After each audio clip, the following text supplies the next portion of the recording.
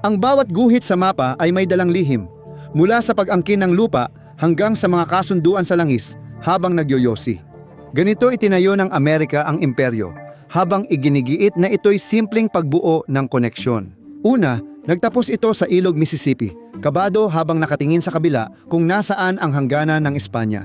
Kailangan pa ng pahintulot ng Batang Republika para mapalutang ang mga bangka nito sa New Orleans. Mukhang malayo pa ang lupain ng Malaya na sana'y ligtas sa likod ng Atlantiko.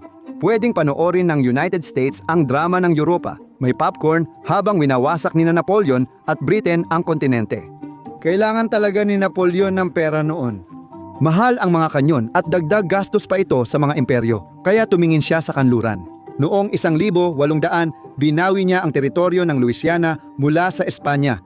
Handang itanim ang bandila ng Pransya mula New Orleans hanggang Rockies.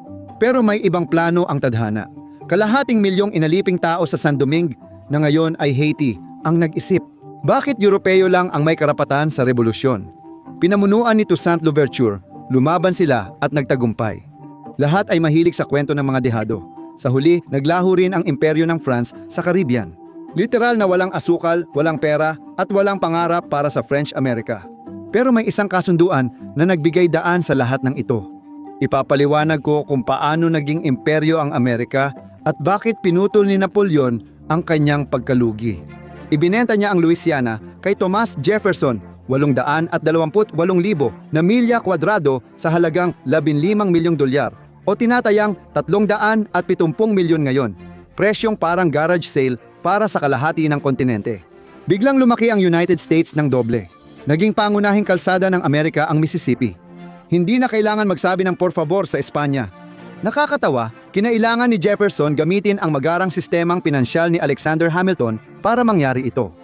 Yung sistemang taon niyang binatikos na binanggit din ni Lin-Manuel Miranda sa kanyang rap. Hindi natuwa ang mga federalista sa kasunduan, pero matapos nito, hindi na nila kinwestiyon ang White House. Nagawa ni Jefferson ang pinakamalaking kasunduan sa real estate sa Amerika at nakalusot siya dahil walang makapagtalo sa kanya. Makatuwiran naman talaga, pero hindi lahat ng pag-angkin ng lupa ay maganda sa papel. Pumasok si William Seward. Akala ng lahat na baliw na ang kalihim ng estado nang bilhin niya ang Alaska. Puro yelo, walang laman, parang isang malaking freezer lang. Gustong ipamigay ng Russia ito. Talo sila sa digmaang Crimean at mas kailangan nila ng pera kaysa baybayin. Ang presyo, 72 milyon, nakatumbas ng mga 100 at 30 milyon ngayon. Tinawag ito ng mga kritiko na kamangmangan ni Seward. Multimilyong dolyar na blok ng yelo. Agad pinagsisihan ng Russia ang pagbenta nito. Matapos ang 30 taon mula ng ibenta, natuklasan ng mga naghahanap ng yaman sa Alaska ang ginto na nagbago sa nagyayelong disyerto at ginawang ligaw na hilaga. Napag-alaman din nilang higit pa sa ginto ang kayamanang nasa ilalim ng permafrost. Noong 1968, 68 tumama sa jackpot ang mga driller. Itim na ginto, isang karagatan ng langis na tinatayang nasa 32 bilyong bariles ang reserba, ika-4 na pinakamalaki sa bansa at hindi pa kasama dyan ang natural gas. Pangalawa lang sa Texas. Para sa isang lugar na dating tinawag na isang nagyayelong pagkakamali, naging isang napakakumikitang icebox ang Alaska. Ngayon, ang kita ng Alaska sa langis ay nagpapakitang parang typo lang ang 72 milyon na iyon. Ang pagkakamali ni Seward ay naging malaking pakinabang sa kasaysayan ng Amerika. Patunay na hindi lahat ng masamang ideya ay masama habang panahon. May ilang bagay na aabutin ng 100 taon bago ipagmalaki at hindi lang pera ang usapan dito. Ang desisyon ng Russia na ibenta ang Alaska ay patuloy na nagpapahirap dito. May 9 na base militar na nakatitig mismo sa kabila ng Bering Strait. Hindi lang malamig na lupa ang nakuha ng United States mula Alaska, kundi pati Kalamangan, isang nagyayelong sandata sa chessboard ng Pasipiko. Dahil dito, naipapakita ng Amerika ang lakas nito sa kalahati ng mundo habang nananatiling ligtas ang pangunahing lupain. Hindi lang iyon ang matapang na hakbang. Ang bansang kumawala sa isang hari ay siya ring tumulong magpatalsik ng isa. Sa isang tropikal na paraiso noong 1810 si Haring Kamehameha. Nagawa ko ang imposibleng bagay. Pinag-isa niya ang mga isla sa iisang kaharian. Pero may kaakibat itong mga kondisyon. Pinunduhan ng mga kanluranin ang pangarap at ngayon nais nilang makabawi. Pagsapit ng huling 1,000, daangs na palibutan na ang monarkiya ng Hawaii ng mas maraming kalaban na mas malakas at may mas malaking pera, may mga pating sa tubig at bangka. Noong 1887, dumating ang grupong armadong taga-kanluran na tinawag na Honolulu Rifles. Dumating sila na may ngiti at triple, nag-alok sa hari ng hindi niya kayang tanggihan. Tinawag nila itong Bayonet Constitution, hindi palayaw kundi babala, biglang nawala ang kapangyarihan ng hari. Pinalitan ito ng mga sugar baron at negosyante na pinatakbo ang mga isla na parang kumpanya. Pero mas maganda ang panahon at may surfing. Pagkalipas ng 5 taon, muling nagtipon ang grupo gamit ang bagong pangalan. Ang Annexation Club ay parang walang masama, parang high school debate team lang, maliban sa ang paksa nila ay imperyo. 5 Amerikano, 1 Briton, 1 Aleman. Maliit na grupo para sa napakalaking pagnanakaw. Agad silang kumilos nang subukang bawiin ni Reyna Liliuokalani ang trono. Ngayon, sila na ang komite ng kaligtasan, parang nakakakalma pakinggan. Pero kapag inisip mo kung kaninong kaligtasan, maiintindihan mo. Tinawag nila ang 162 sundalong Amerikano para sa proteksyon. Noong Enero 17, 1873 natapos na ang lahat bago pa pinagpawisan. Mabilis, walang dugo, at epektibo. Parang pagsasanib ng kumpanya sa boardroom ang kudeta. Noong 1878 lang inamin ng Estados Unidos na may problema ito sa imperyo at gusto nila iyon. Hindi sang-ayon si Pangulong Grover Cleveland sa pagsanib ng Hawaii at pinagalitan ang kudeta na parang dismayadong ama. Hindi ako galit, hindi lang ito ayon sa konstitusyon. Sumunod sa kanya yung astig na tito, palaging late, hindi sumusunod sa rules, at bumibili ng paputok para sa mga bata. Noong taon ding iyon, sumiklab ang digmaang Espanyol-Amerikano. Naging kakompetensya na ang United States. Hindi na lang basta bansa. Ang imperyo ng Espanya ay nagkakandara pa na parang YouTuber na desperado sa likes.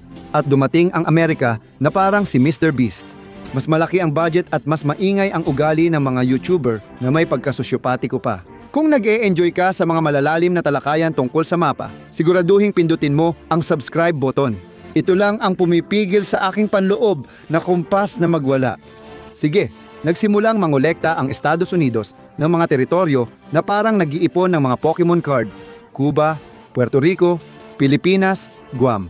Kailangang mahuli lahat, Empire Edition. Mas mahalaga ang digmaang Espanyol-Amerikano kaysa sa mga teritoryong ibinigay nito sa Amerika.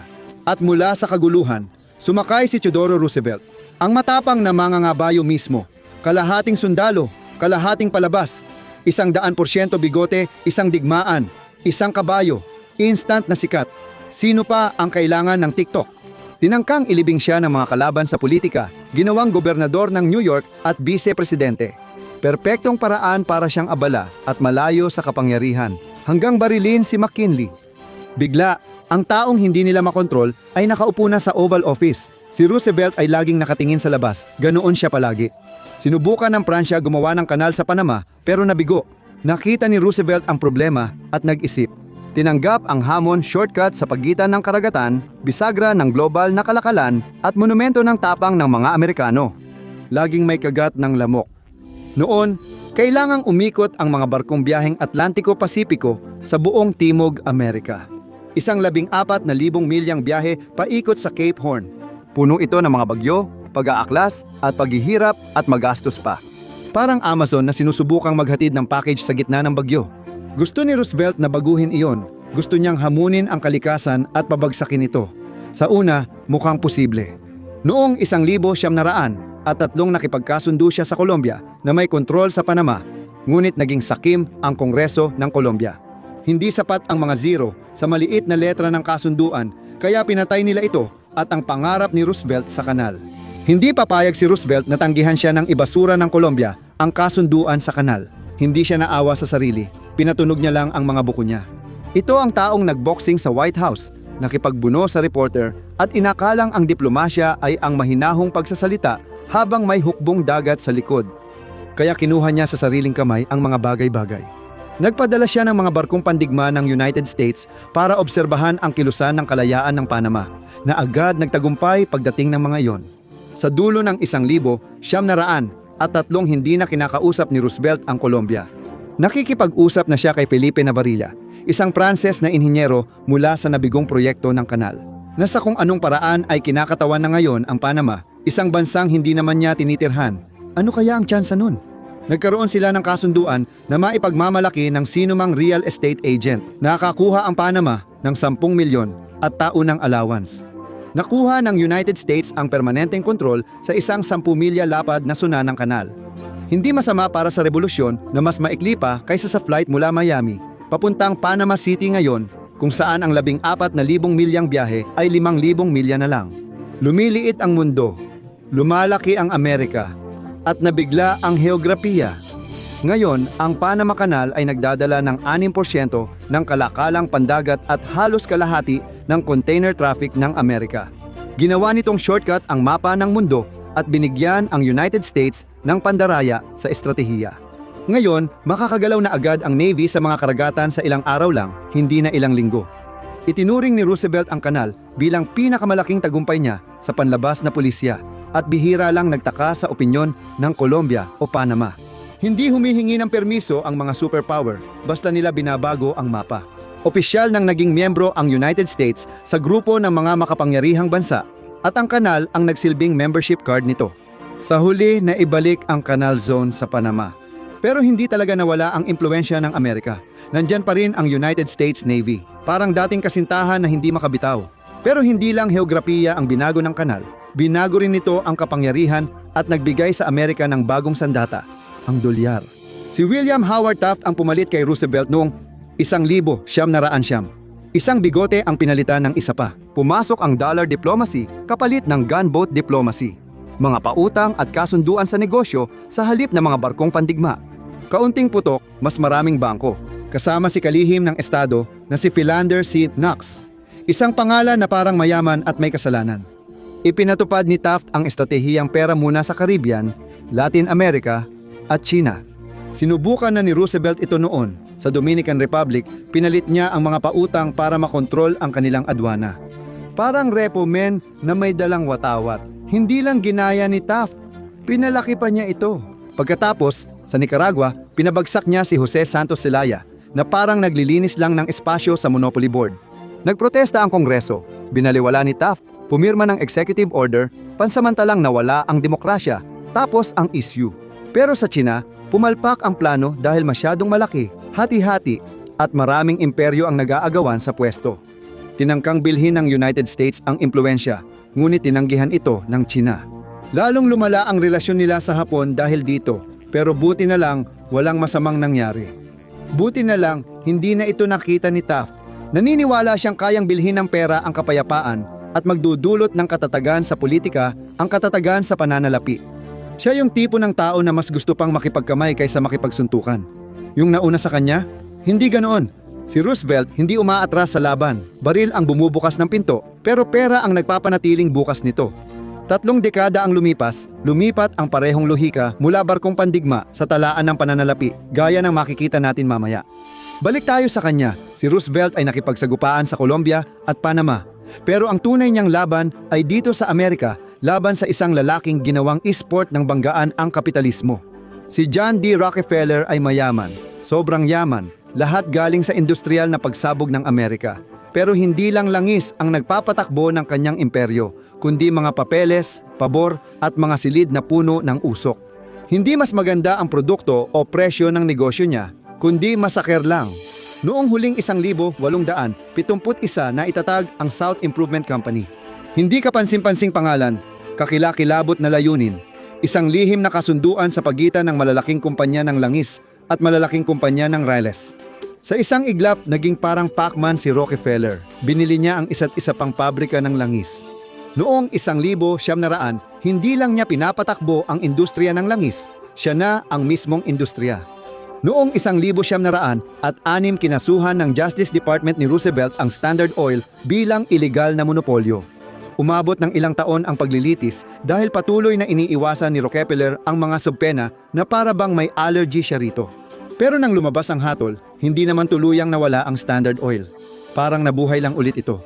Mas maliit, mas mabilis, at mas mayaman kaysa dati. Ayon sa balita, dahil yumaman palalo si Rockefeller, ang nabasag na kumpanya ay nahati sa mga piraso na may mga pamilyar na pangalan tulad ng ExxonMobil, Chevron, At si J.K. Sheddy ay may shares sa lahat ng mga ito.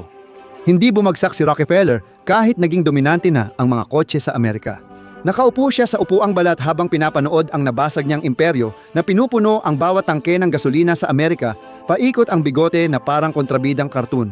Noong unang digmaang pandaigdig, naunawaan ng Washington na mahalaga ang langis sa digmaan. Naging alala ng mga mambabatas ang tagal ng supply ng Amerika.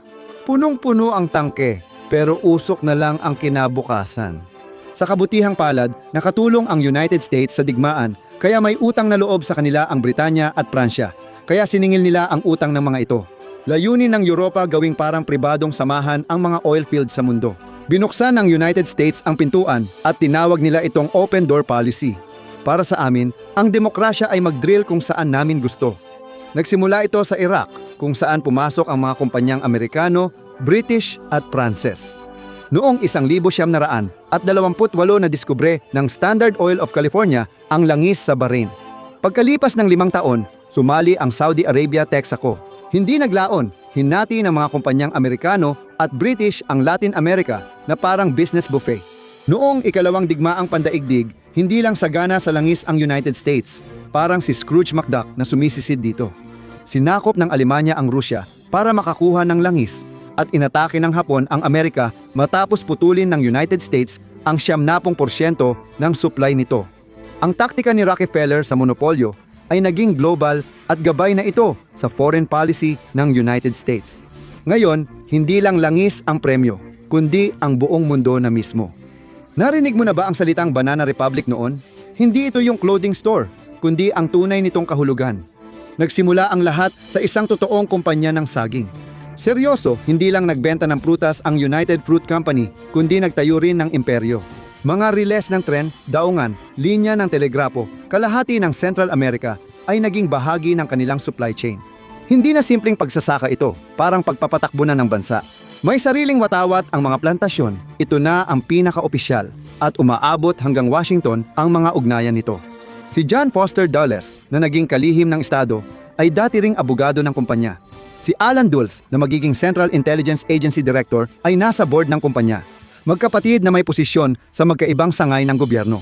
Agarang dumating ang mga pagtatalaga. Noong 1951, nahalal si Jacobo Arbenz bilang bagong Pangulo ng Guatemala. Magalang, progresibo at popular. Sa susunod na taon, nilagdaan niya ang batas na naghati ng mga lupang nakatiwangwang, tig 224 ektarya kada pamilya. Mahal ito ng mahihirap pero hindi ng United Fruit. Dahil sa dami ng hindi nagagamit na lupa ng kumpanya, kaya nitong magkaroon ng sariling zip code. Biglang, hindi na lang reformista si Arbenz, kundi komunista na, parang Moscow sa gubat. Nagpanik o nagkunwari ang Washington ng banta ng reforma sa lupa ng Guatemala sa imperyo ng United Fruit. Hindi nagpanik ang kumpanya, tumawag lang ito diretso sa Washington. Noong 1954 pumasok ang mga puwersang suportado ng United States at umalis si Pangulong Arbenz. Napanatili ng United Fruit ang lupa habang nagtagal ng dekada ang digmaang sibil sa Guatemala. Ang kudeta ay ginamit ang antikomunismo, ngunit ang tunay na kasalanan ni Arbenz ay ang pagtatangkang magmodernisa ng walang pahintulot ng United States. Ang United Fruit ay kumilos na parang isang eksena mula sa isang cyberpunk na bangungot. Mga tropa ng korporasyon sa gubat, ehekutibo sa Washington, at propaganda na umiikot ng mas mabilis sa bentilador tuwing Hulyo. Pag-unlad ng progreso. Isa itong imperyo na may maganda ring tatak, isang pribadong kumpanya na nagpapatakbo ng dayuhang pulisiya mula opisina. Walang uniforme, walang watawat, tanging letterhead lang, at ang tatak ay nandyan pa rin hanggang ngayon. Nagpalit lang ito ng ilang beses ng anyo. Ang United Fruit ay naging United Brands noong 70-S at Chiquita noong 80-S. Yung kaibig-ibig na asul at dilaw na sticker sa saging mo, kasaysayan na yon, ngumingiti sa'yo. Walang anuman sa kudeta. Pero hindi naman palaging kailangan ng United States ng mga kudeta. Minsan nagpapadala lang sila ng resibo. Kahit halos 38 trilyon na ang utang at tinaasan pa ang limit ng pangungutang, parang pagtaas ko ng credit card limit ko, hindi pa kailanman na bangkarote ang Amerika. Sinulat niya ang patakaran ng pandaigdigang ekonomiya at pinirmahan ito. Ganun lang kasimple. Bretton Woods, isang mountain resort sa New Hampshire. Ginawa nitong panukat ng mundo ang dolyar.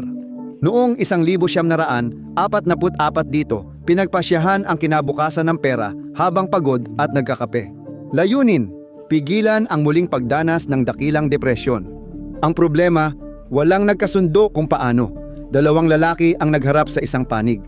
Si John Maynard Keynes, ang economic rockstar ng Britanya. Totoo ba talaga yon? Naniniwala pa rin si Keynes na may boses ang imperyo. Umalis. Samantala, habang napasunod na ng mga Amerikano ang mundo sa produksyon at war bonds, nagmungkahi si Keynes ng matapang na ideya.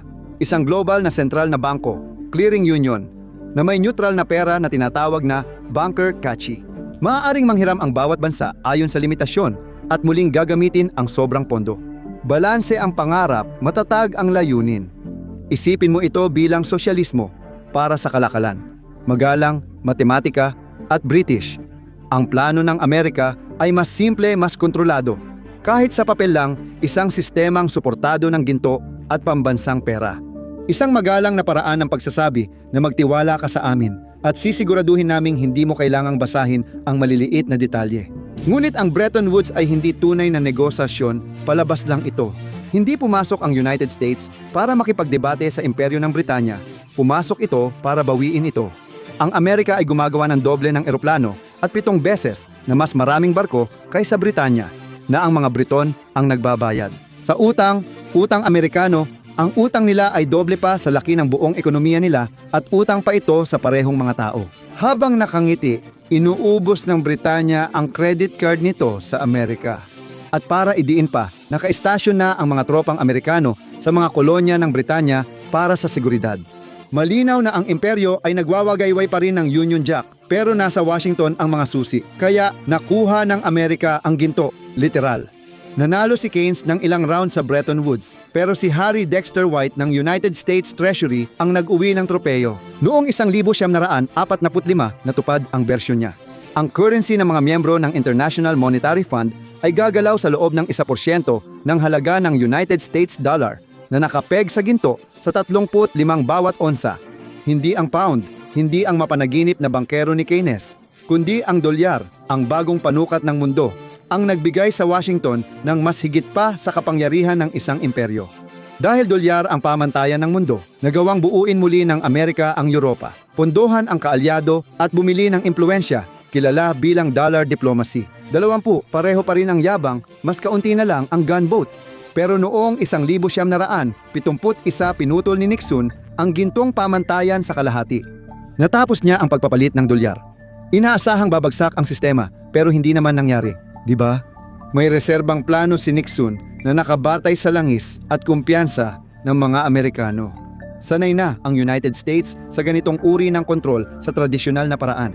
Noong 1953, tinulungan ng CIA at military intelligence, 6 ng Britanya na pabagsakin ang punong ministro ng Iran, si Mohammad Mossadegh. Pagkatapos niyang ipanasyonalisa ang langis ng kanluran, bumalik ang Shah at nanatiling ligtas ang access ng United States dito. Noong 1971, naging pandaigdigan ang lohika, hindi na ginto kundi langis na ang mahalaga. Ang dolyar ngayon ay sinusuportahan ng langis, hindi ginto. Mas maganda ang tawag na petrodollar kaysa bunker. Napakalakas ng sistemang ito na ginawa nitong mismong enerhiya bilang pera ng Amerika at hindi kailanman tumigil ang mundo sa pagbabayad ng bayarin. Ang petrodollar ay lumakas ng halos walang hadlang. Paano ka lalaban kung wala kang pera? Noong 1970s, patuloy pang nililinis ng Europa ang gulo mula 30 taon bago para buuing muli ang mga kaalyado at pigilan ang komunismo. Inilunsad ng Washington ang Marshall Plan, halagang 133 bilyon, ngayon ay 150 bilyon, para pasiglahin ang pagbangon ng Europa. Hindi ito kawanggawa, paunang bayad lang ito. 16 na bansa ang tumanggap ng tulong na idinisenyo para gawing tapat na customer sila. Kasama ng kalayaan ang utang sa tindahan, tapos dumating ang NATO na nagdikit sa seguridad ng kanlurang Europa sa United States parang magkatuwang sa bank account. Ipinangako ng Artikulo 5 ang depensa. Bulong naman ng Artikulo 2 ang koordinasyong pang-ekonomiya. Gawa ng Canada, oo, pero isinulat sa matatas na Amerikano. Sa pagitan ng mga linya, sinasabi nitong panatilihin ninyong tugma ang inyong mga ekonomiya sa amin. Magkaugnay na ngayon ang katatagan ng pananalapi ng Europa at ekonomiya ng Amerika. Washington ang may hawak ng Wi-Fi password. Hindi lang panangga ang NATO, isa rin itong shopping mall. Matapos ang ikalawang digmaang pandaigdig na sumira sa mga pabrika sa Europa, dumating ang Amerika na may dalang sandatang militar. Walmart ng sandata, bumili na, mag-rebuild mamaya, laging may sale. Noong 2022-2023, 63% ng kontrata sa depensa ng European Union ay nakuha ng mga kumpanyang Amerikano. Mahigit kalahati ng gastos ng Europa sa seguridad ay napupunta rin sa kabilang panig ng Atlantiko. First class at ang malaking plano para pababain ang bilang na yan sa 50 kalahati, parang iyon na ang kalayaan. Ang NATO ay hindi lang isang alyansa, isa itong conveyor belt. Pumapasok ang euro, lumalabas ang dolyar, mga misil sa gitna, isang perpektong balanseng sistema. Kung sakaling nakatira ka sa Washington, ang Estados Unidos ay may hindi bababa sa 128 base militar sa 49 na bansa. Parang imperyo ang tunog, pero hindi naman. Well, hindi opisyal.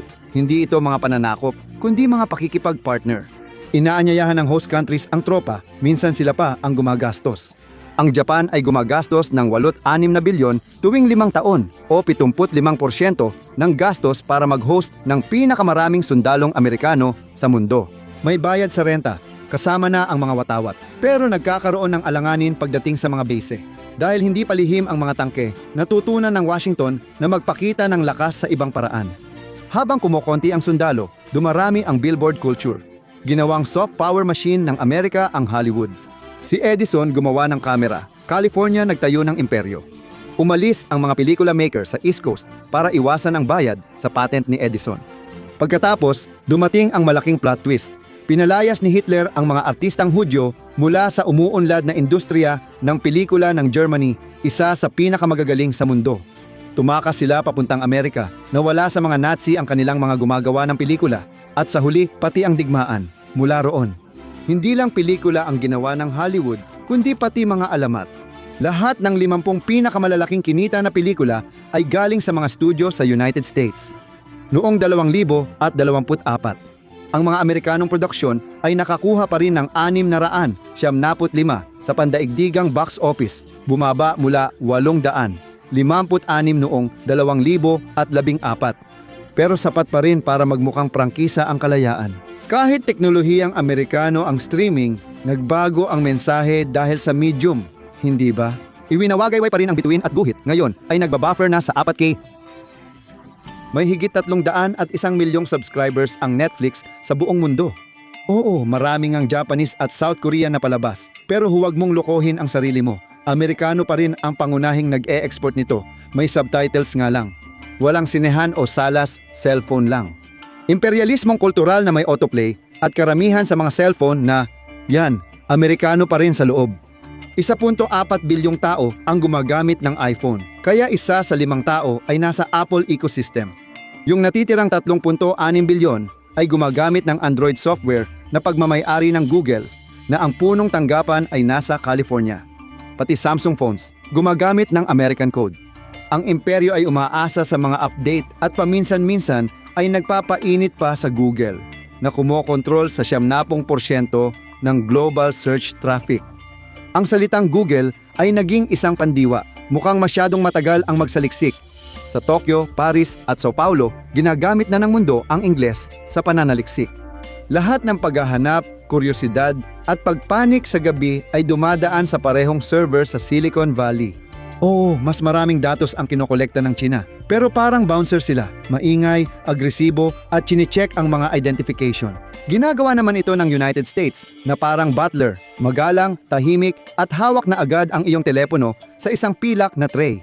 Isa itong imperyo ng kaginhawaan. Walang baril o talumpati, may pop-up lang na nagsasabing tanggapin lahat ng cookies at palagi nating tinatanggap. Sa United States, pribadong kumpanya ang nangongolekta ng datos na nagbibigay ng makatwirang pagtanggi sa Washington. Hindi ka namin pinapanood. Ang mga partner namin ay kumpanya tulad ng Google na gumagawa ng cloud systems at nagsasanay ng AI para sa Pentagon.